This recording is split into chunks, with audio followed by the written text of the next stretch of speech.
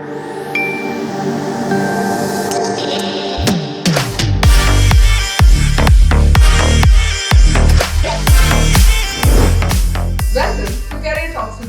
My name is Sreevidhya Santhosh and I provide unbiased guidance when it comes to higher education, entrance examinations, premium institutes, etc. You're watching Career Guidance Q&A Part 17, wherein I answer your queries related to higher education. Let's get on to the questions.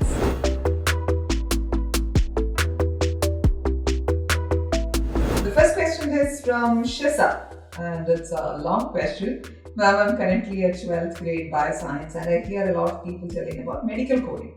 Could you please explain to me about medical coding? What are the courses that has to be taken after 12? What is the duration? What is the scope in India? Can I work in foreign country? What is the income? It goes like that, okay? So it's basically about medical coding. She has also asked about biotechnology.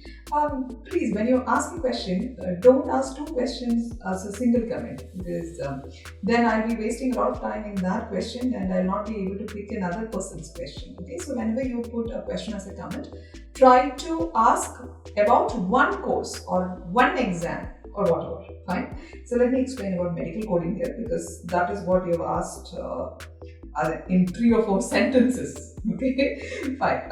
So medical coding is basically the transformation of healthcare procedures or diagnosis or records into a universal alphanumeric code. Okay, there is a universally accepted alphanumeric code for all these things. So whatever that is happening across the world is being transformed into this single coding system so that it will be beneficial for everyone. Now let's see what would be the opportunities for the people who are doing medical coding. One career opportunity that we can talk about is in the field of insurance. For example, you're going to a hospital with some or the other problem, right? And let that problem be, okay, like you got your thumb finger, okay, has broken, okay, at the middle part, something happened. And then you're going to the hospital and you have an insurance card.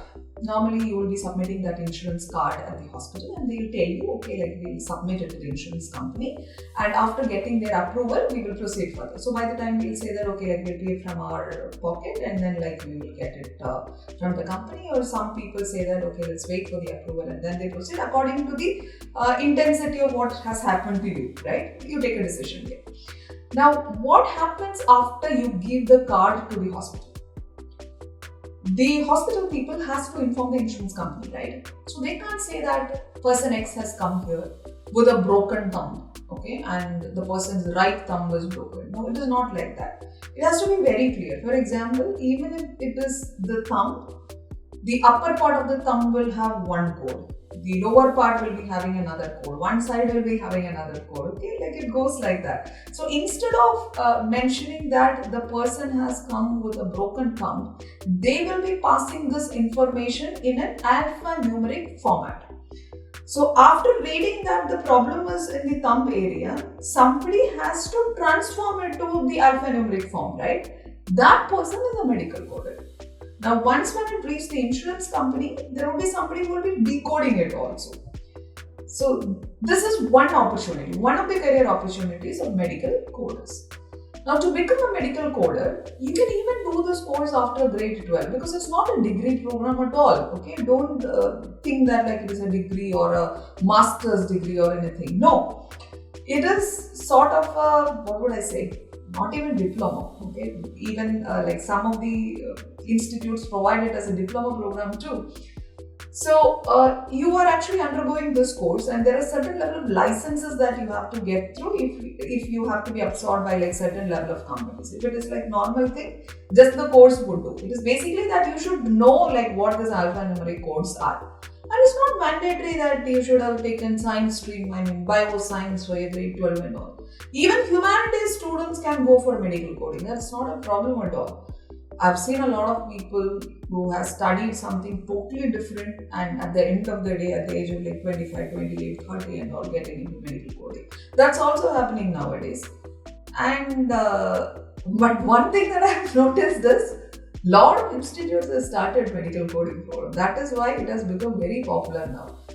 When I was a child, like I would say, the first thing that I heard with related to all this thing was medical transcription.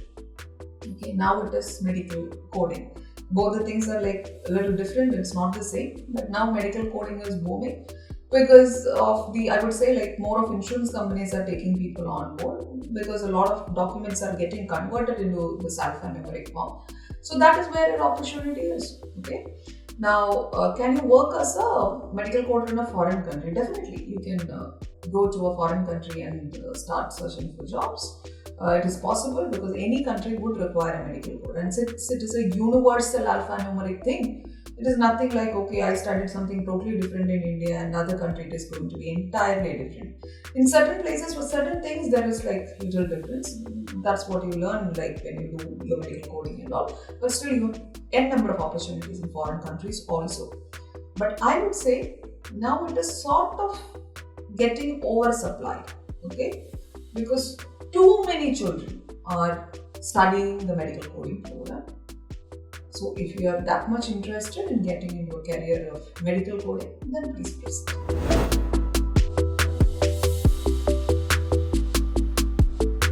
Me, Meghna.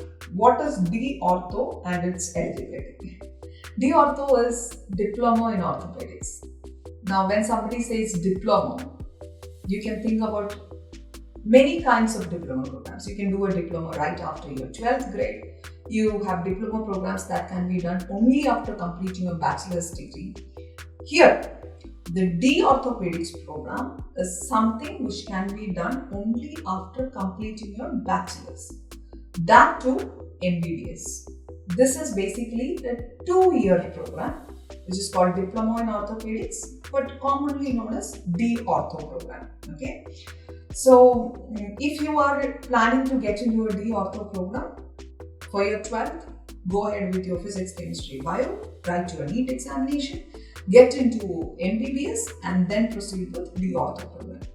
Now, there are certain other diploma programs that are available that can be done after 12th, but however, I want you to be reminded that this can't be included in that category. Clear?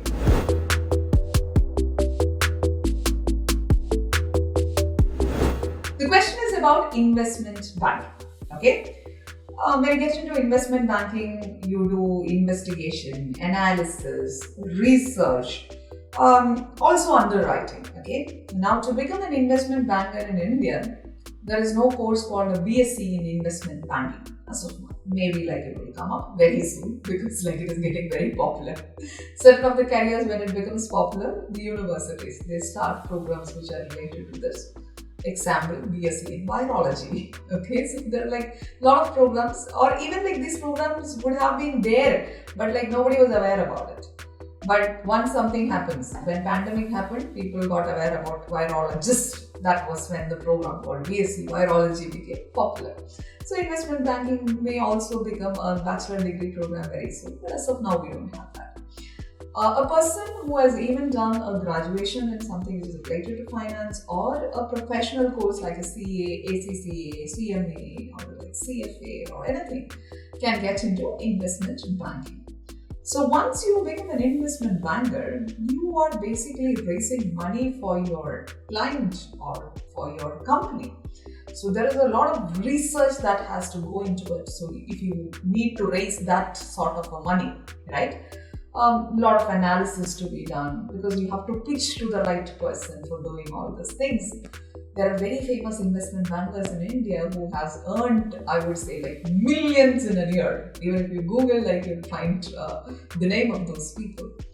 So if you want to become an investment banker, I would say better start doing internships in companies where they deal with investment banking. That is going to give you a hands-on experience on things. Even if you do a lot of courses which is related to this, it's not going to be helpful. Once you actually like get into the industry, start talking with your clients, start talking with the people who are in the companies, then you will get a better idea on like how you should think about raising money and how you should do the analysis, research, underwriting, things like that. Okay, so investment banking is a, I would say, very lucrative career, right, where you can make a lot of money, but you should be a person who was very much interested in that field because it requires a lot of commitment, a lot of skills, a lot of aptitude, a lot of passion. Go ahead.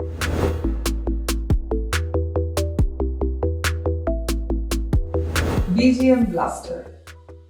The question is, can he get into ISRO after studying in IISc? Is studying in IISc good for getting a job in ISRO? That is the question. Now see, BGM Blaster.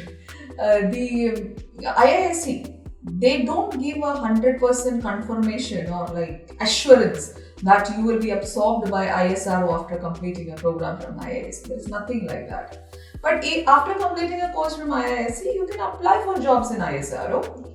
Your chances of getting into ISRO are higher because like your level of knowledge is on the higher side when you learn courses from places like IISc, which is like premium institute, very reputed places. Okay, you get such type of facilities, you get such type of faculties there. So your knowledge level will be all on the higher side. So if at all like ISRO is looking for a person, then you attending the interview and getting on, the chances of it would be on a higher side because of your knowledge. That's it. There is no 100% assurance of getting a job in ISRO after completing the course in IISc. Hope it's clear.